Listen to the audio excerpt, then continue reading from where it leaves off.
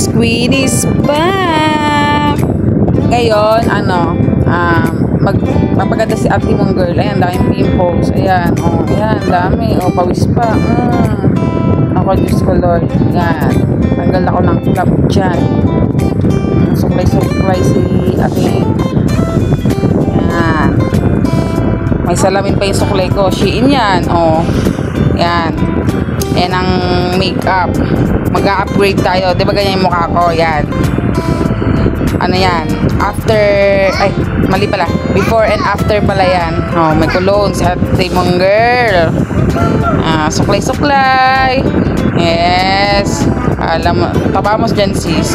Para kang ewan ko dyan, mataba daw. Ewan ko, sabi, hindi daw mataba. Tapos yung iba naman mataba. Ay, kasi ng braso ko yun, tatabaan ako sa sarili ko. Yung iba naman, tama lang daw yung katawan ko. Ganyan, anime. Mga ko junaksong, kukuleta sa likod ko, sa gilid. Gusto rin nila, mami, isali mo kami sa vlog. Sige, bala kayo. Ayan, pinaano nila yung clamp. Manyo na daw, charis. Ayan, ano yan? Matte foundation. Shala niya dyan. Yan. Paubos na nga yan, bibili pa ako. Pag sa bahay lang kasi, di mo na kailangan magpaganda. Kasi dapat natural beauty lang tayo. Anime, ganyan. Pag may mga alis-alis lang, yan, paganda ka dyan, sis.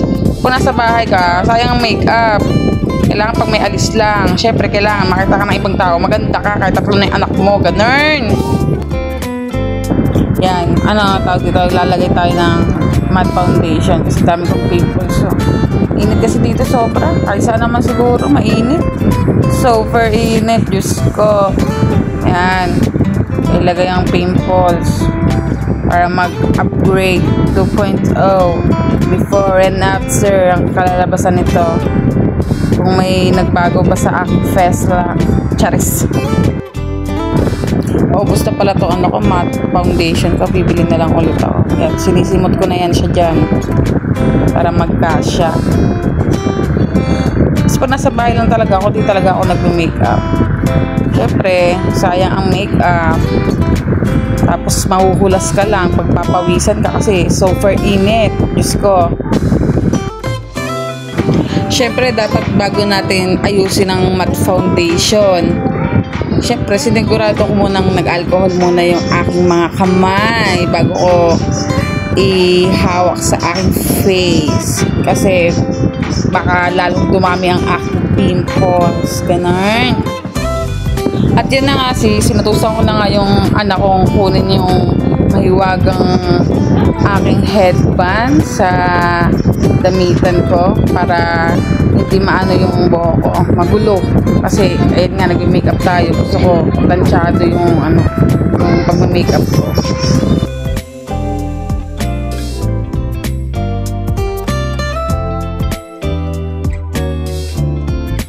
At yun na nga guys, nahanap na nga ng panganay ko yung headband ko sa ulo para maganda na yung pagkaka-makeup ko dyan. Yan, ayusin ko lang yung buhok ko dyan para continue tayo sa pag-makeup ni Ziman. Charis.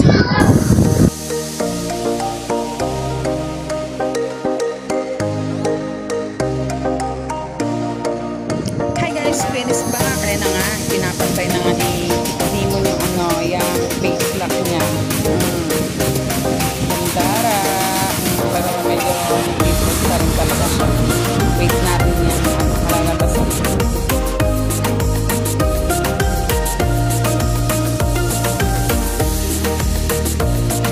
Next naman, clay blush. Yan, lagay-lagay siya dyan.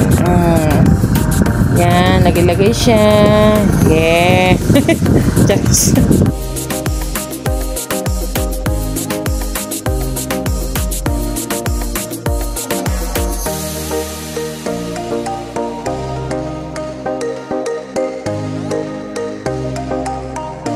Next naman, yan, pencil ang gamit kong pangkilay. Siya, color brown.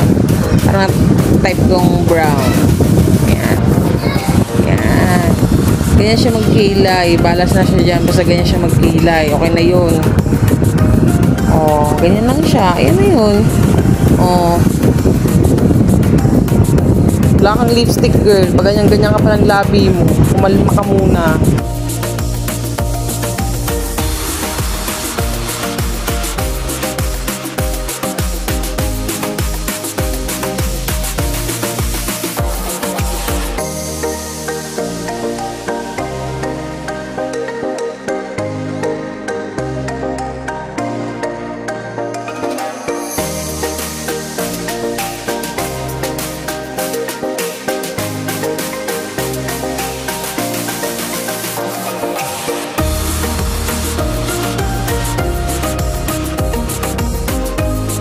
At ayusin ko na nga yung ano ko, yung kilay. Para ano, yan. Suklayin natin. Brush natin siya. Para maging maganda yung resulta ng pagkikilay natin dyan. Ganun.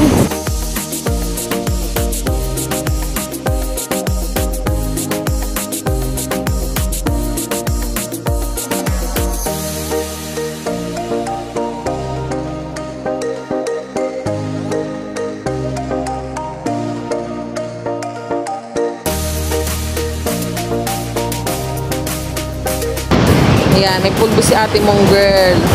O, inulit pa nga. O, ayan, lagay-lagay siya dyan. Dampi-dampi si ate mong girl.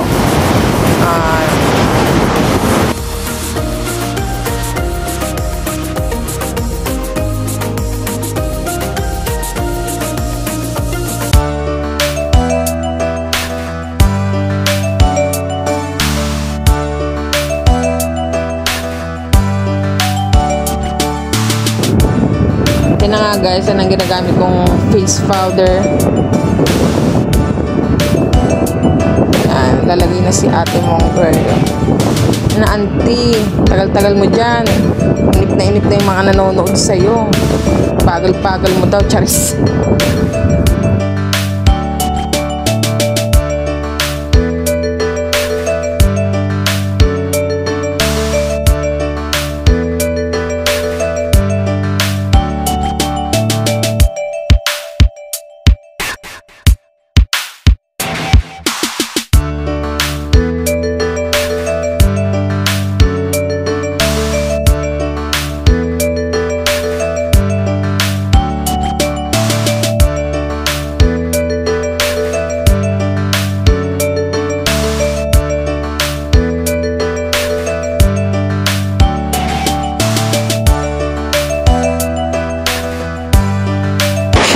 Lagyan din natin ang ating leeg para maging maging pantay ang kulay ng ating mukha at ang leeg.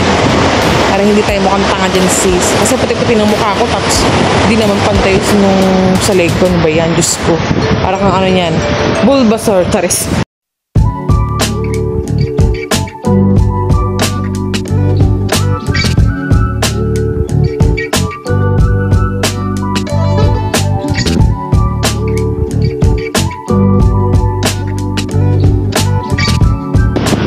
Ginagawa kong pagme-makeup yung ako kung paano ako mag-makeup sa sarili ko kasi syempre may mga ibang girls na talagang kompleto yung makeup nila, ganyan, may liquid foundation, may concealer, baby cream, ganon, eneme. Ako kasi ito lang ginagamit ko, simple lang tignan, ganun, simpleng tao.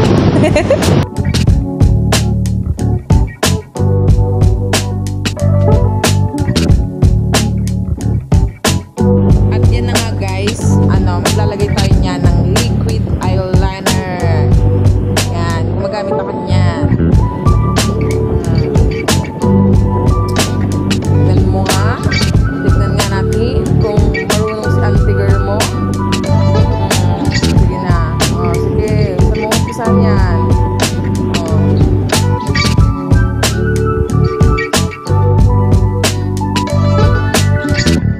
At nag-start na nga siya maglagay. Sana walang lagpas.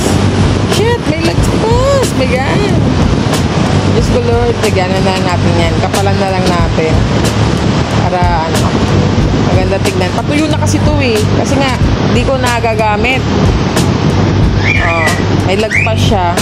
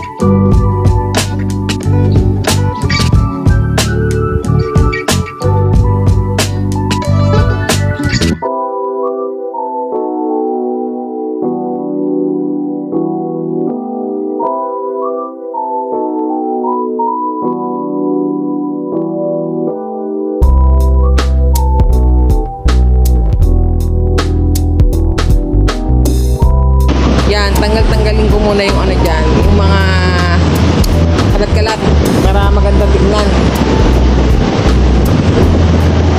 Mabilisang ano lang to, makeup tutorial. Charis. At ang last nga na gagawin ko dyan, mga guys, mag-lipstick na or lip tint na ewan, basta ganun, ayun na yun. Papagandahin natin yung labi ko dyan. Tatlo yan, ano bang pipiliin ko dyan? Ayan. O, ito. O, ito. Ano kaya dito sa tatlong to? Ito na lang. O, ito. Ano ba talaga? Diyos ko. Isip-isip. Ayan na lang. Ayan na lang. Sure. Sure na yan. Okay guys, mag-start na nga si ate mong a girl na maglagay ng lip tint. Shalala. Oops, lagpas, charis. Amazing.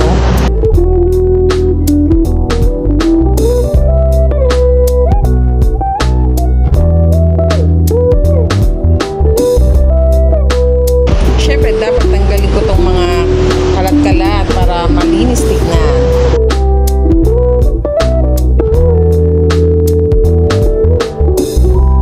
Yan na nga guys. O, ang ginagawa mo. Wait nyo na yung ano, before and after. Wait lang. Charan! Ayan na siya. O, gandara. Pagpasensyahan nyo na po yung tambo dyan sa aking likod kasi nakalimutan kong tanggalin. O, diba? Bili na kayo. Man nyo na po yung tambo. Charis. Ano yan sis? GGSS ka na naman dyan.